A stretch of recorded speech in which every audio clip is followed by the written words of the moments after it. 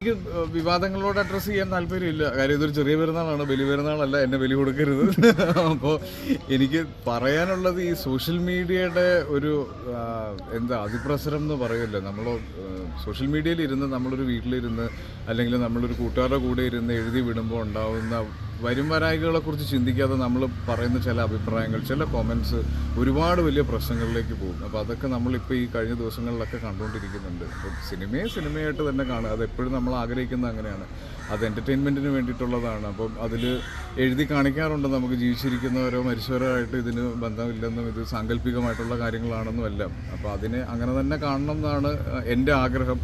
അത് പല രീതിയിൽ ഫീൽ ചെയ്യുന്ന ആളുകളുണ്ടാവും. അപ്പോൾ അവരുടെ എനിക്ക് അറിയില്ല. പക്ഷേ എൻ്റെ കാഴ്ചപ്പാട് തീർച്ചയായിട്ടും സിനിമയായിട്ട് കാണുക. ആ 3 മണിക്കൂർ അല്ലെങ്കിൽ ആ 2.5 മണിക്കൂർ എൻ്റർടൈൻമെൻറ്റിന് വേണ്ടി മാത്രമായിട്ട് സിനിമയെ കാണുക. സിനിമയുടെ ഇൻഫ്ലുവൻസ് എത്രത്തോളം വേണമെന്ന് എന്ന് തീരുമാനിക്കാൻ പറ്റുന്നത് നമുക്കാണ്. അപ്പോൾ ആ തീരുമാനം നമ്മുടെ കൈകളിലായിരിക്കണം. അത് സിനിമയായാലും നമ്മുടെ ചുറ്റുപാടുകളായാലും നമ്മളെ ഇൻഫ്ലുവൻസ് ചെയ്യാൻ പറ്റുന്ന എന്തൊക്കെയാണെന്ന് നമുക്ക് ചൂസ് ചെയ്യാം.